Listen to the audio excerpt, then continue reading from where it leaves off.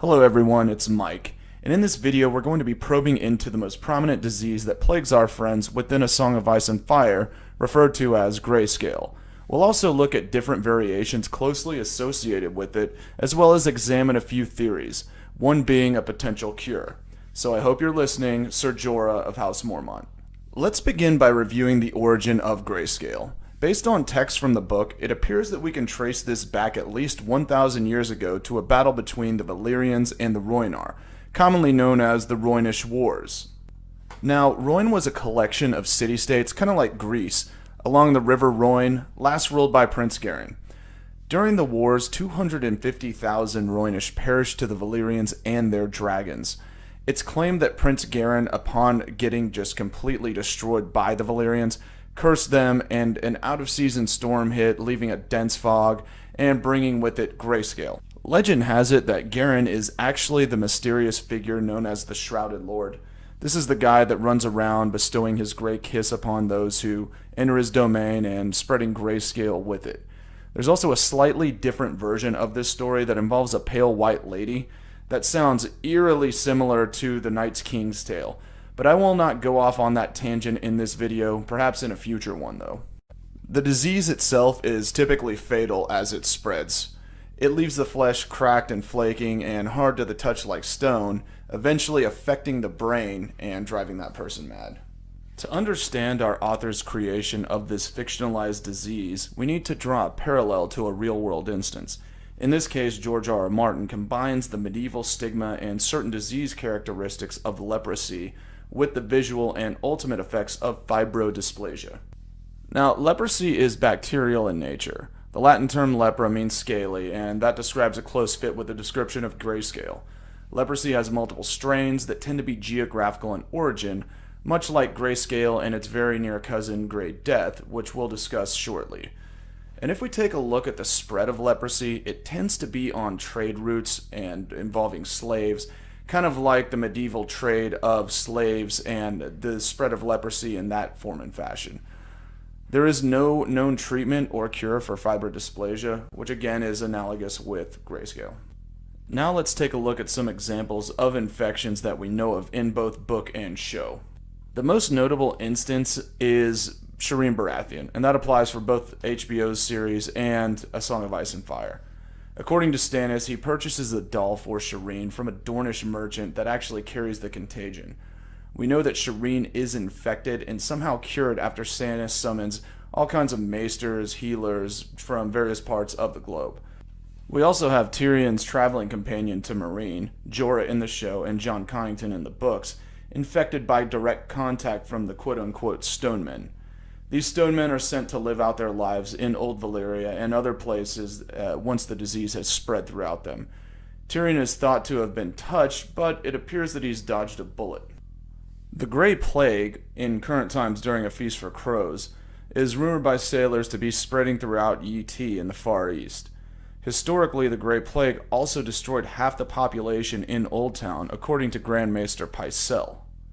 The threat, however, was ultimately contained and eliminated by a massive quarantine that produced several executions of those attempting to flee the city. It also resulted in Lord Hightower, who implemented the quarantine and martial law, getting his throat slit. He really did what needed to be done to contain this, but it shows you how crazy things can get when you disregard the common folk. Moving offshore to the Iron Islands, the Ironborn homeland fits the description on being a location that Greyscale would flourish, cold and wet, to a T. Reddit user Hamfast42 posits that the Iron Islands could have actually once been a leper colony. The surname on the island certainly fits the mold: Greyjoy, Grey King, Grey Iron, etc. In addition to the names, the location kind of reminds you of where those inflicted with Greyscale are sent to live out the remainder of their lives. Now that we've covered a few instances where Greyscale and Grey Death appear in the book and show, let's look at an alleged immunity. According to Viserys, and yes, we must consider the source, Targaryens have a higher immunity to diseases that plague the common folk. And if it weren't for Dany's comment about never being sick in the book, I would be a little bit more suspect about this claim.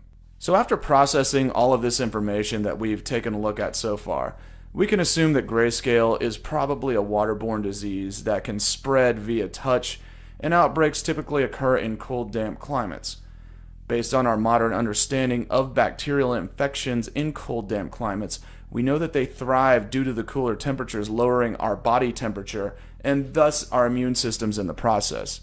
It appears that we would have this to be the case in this scenario. Okay, so moving through this a little quickly, let's jump to the cure. The initial antibiotic used to combat leprosy is named dapsone, and it was circulated around 1937. Its chemical properties are carbon, hydrogen, nitrogen, oxygen, and sulfur. It was quite an advancement from the medieval remedies of bloodletting, amputation, and concoctions produced by alchemists that contain gold in it.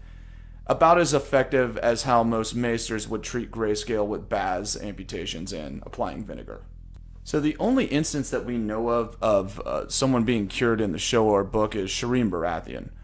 But we don't understand or know too much about what happened to provide the cure for her. We do know that she was located on the volcanic island of Dragonstone. Magnesium sulfate, also known as Epsom salt, is an antioxidant that inhibits the growth of aerobic bacteria. It's also used as a food additive in very small amounts, like salt.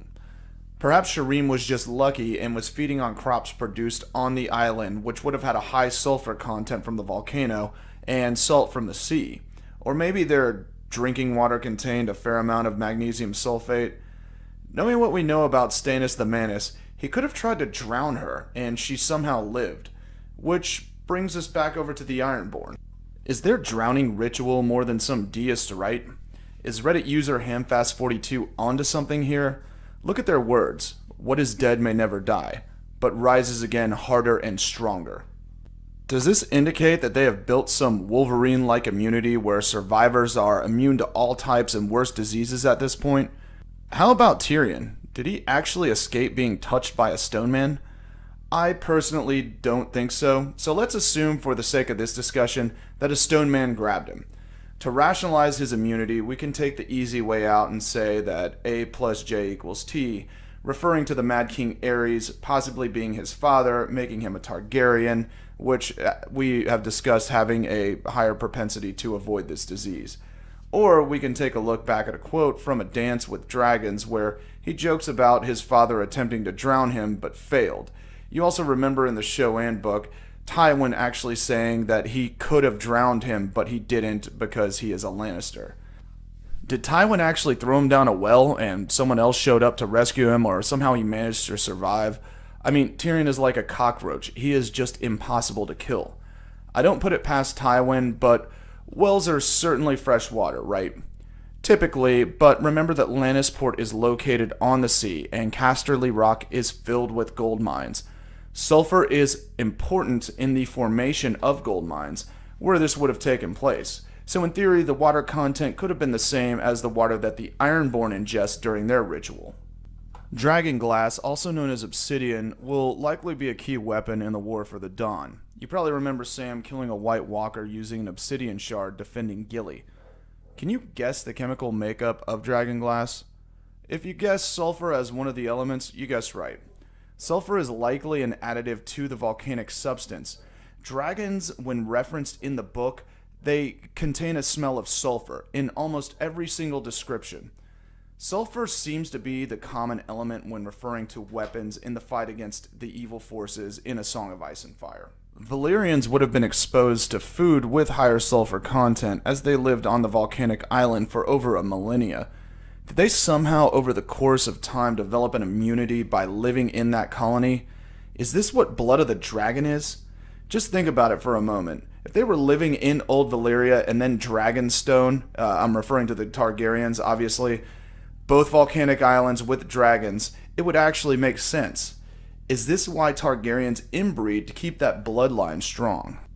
This has actually made me rethink the Prince Who Was Promised prophecy portion where it states, born of salt and smoke, as being literal. Could it be that the key to this prophecy is more scientific in nature, being born on a volcanic island where you gain the required immunities to stave off Greyscale and other worse plagues? I know that there's a lot of conjecture involved with this, but it is, again, a theory. I think I've provided a fair amount of evidence, though, to kind of support this. My prediction here is that Sam is going to pull a G.A. Hansen and discover the cure at the Citadel, saving Jorah's life, and then Daenerys owes him a life debt. So that pretty much sums things up for this part of the analysis. We still have a few other loose ends to wrap up, and I'll have a part 2 of this where we try and rationalize and discuss and answer some of the remaining questions out there. So click the subscribe button if you enjoyed this and want to check out the next part. Also, let me know in the comments what you think about this sulfur common denominator I've come up with. It's been fun. I hope to see you back soon. Take care.